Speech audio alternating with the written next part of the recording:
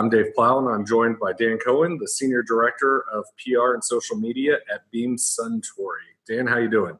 I'm great. How are you doing today? Hey, I'm doing awesome. I'm happy to be sitting here and talking to you. First of all, what social media channels are you using?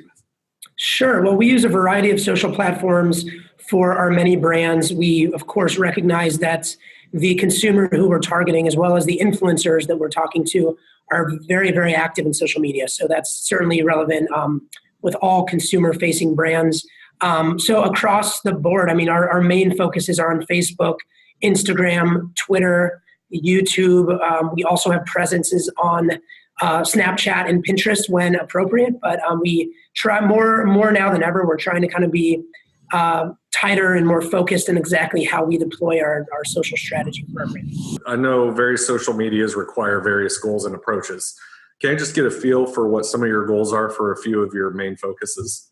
Sure. It definitely depends on the brand, but often we use social media either to drive awareness or recruitment for our brands, to talk to our target consumer who may not be familiar with our brands.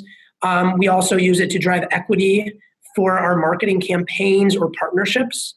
Notably, Jim Beam, when we have a marketing campaign or a partnership with somebody like our global partner, Mila Kunis, we often utilize social as a channel to help amplify and extend that message.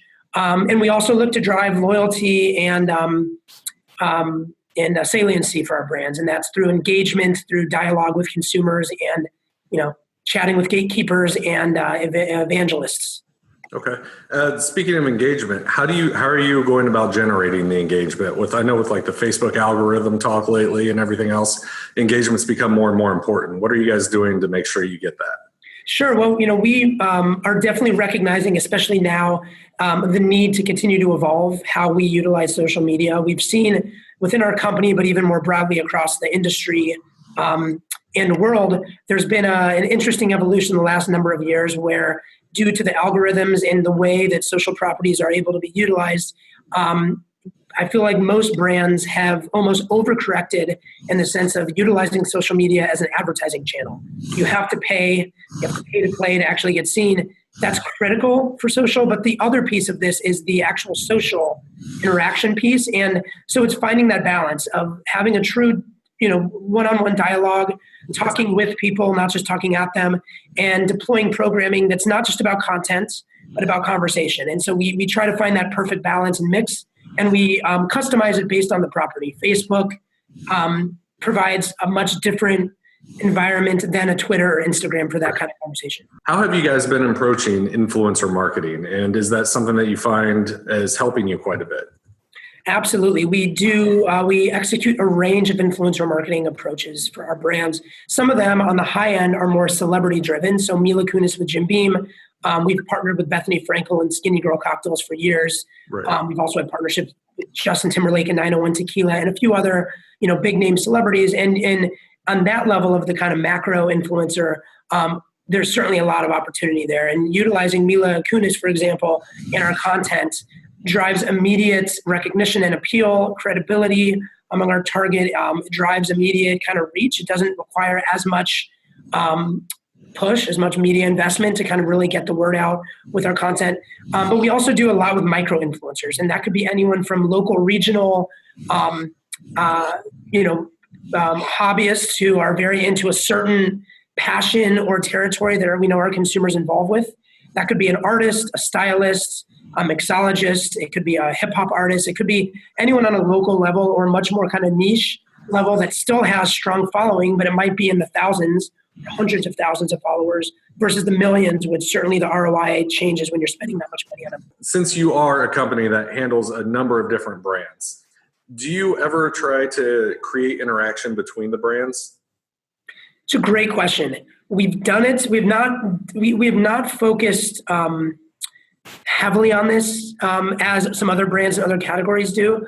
But we certainly have some collaboration opportunities, especially when we look across a category. So we happen to be the number one bourbon producer. We not only make more than half the world's bourbon, but we have a couple of the most flagship brands in the industry, from Jim Beam and Maker's Mark to Knob Creek and others. And so there's certainly been a lot of category opportunities to engage in social where it's more on a category level. And so Maker's Mark and Jim Beam both speak, kind of engage in similar territories at times, whether it's Father's Day or 4th of July or the Derby in Kentucky. So there's certainly opportunities for that, but we haven't done any kind of major significant kind of co-partnered programming on a brand by brand basis in the past. Do you find that working with other brands in other areas helps you guys at all? Absolutely. We've had a lot of success with that. I mean, for example, Jim Beam partners with a number of sports brands.